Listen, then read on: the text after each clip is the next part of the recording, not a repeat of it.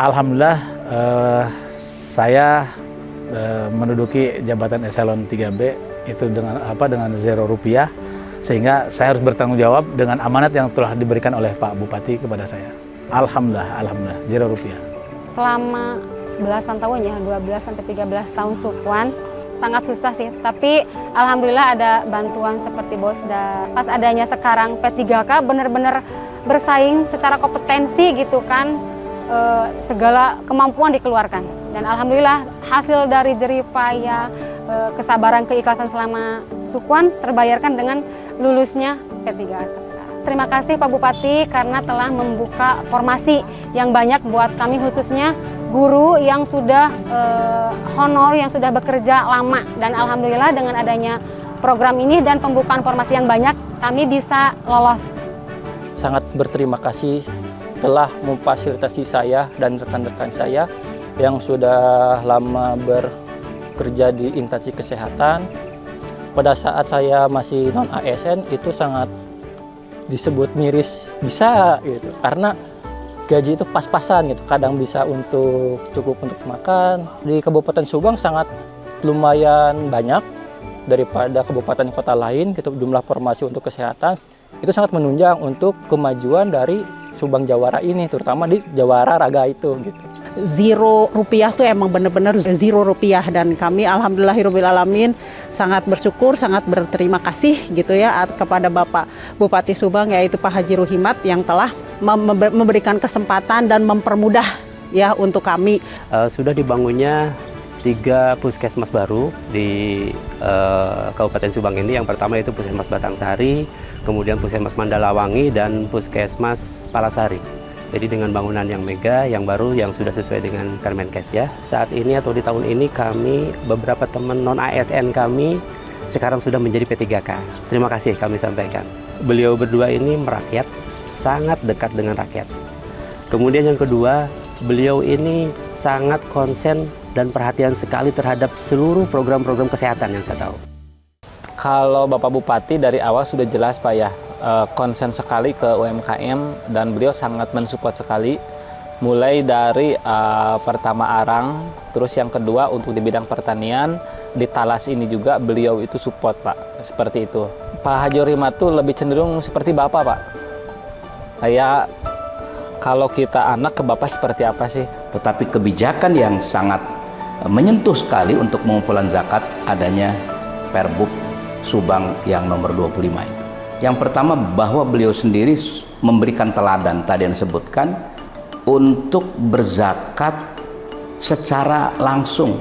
Mudah-mudahan ini harapan saya diikuti oleh bawahan-bawahannya. Ya beberapa kali selama Pak Haji Ruhimat memimpin, misalkan persoalan upah ya, apa yang kita minta terkait masalah kenaikan upah per tahun itu ya alhamdulillah selalu diakomodir gitu kan. Nah buat kami ya itu adalah itikat dari keberpihakan Pak Haji Ruhimat, walaupun pada endingnya tetap itu diputuskan oleh gubernur gitu. Tetapi intinya apa yang diupayakan Pak Haji Ruhimat dengan mengakomodir keinginan kita, salah satunya membentuk sebuah perda ketenagakerjaan, itu ada harapan besar bagi kita.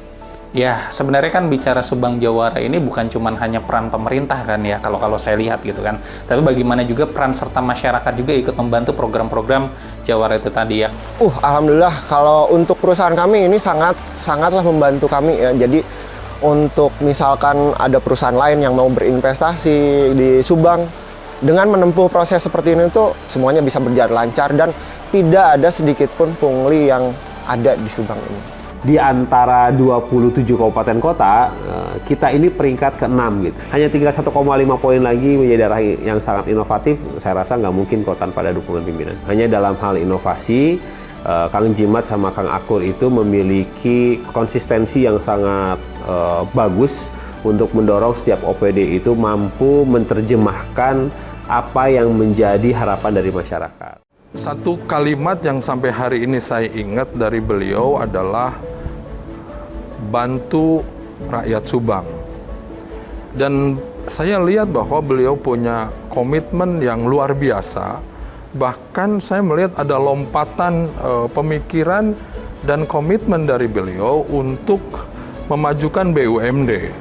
bukan hanya sekedar retorika, tetapi bagaimana beliau itu selain mendorong, juga memang membuktikan. Salah satu yang saya lihat ini salah satu lompatan pemikiran bahwa kita bukan hanya sekedar menjalankan bisnis yang reguler, tetapi adalah bagaimana BUMD SS khususnya itu naik kelas.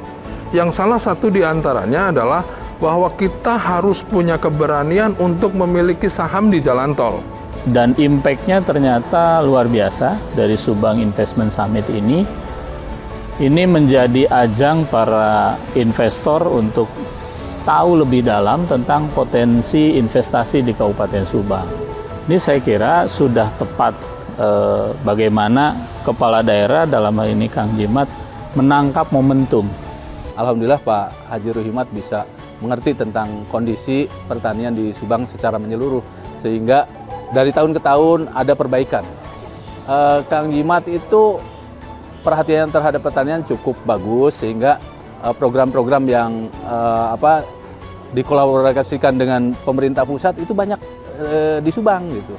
Jadi tidak semua kabupaten punya. Misalkan ada SIMUP tadi, ada YES, ada Aflen gitu, ada hal-hal yang lain, dan itu menggelontorkan dana yang besar gitu.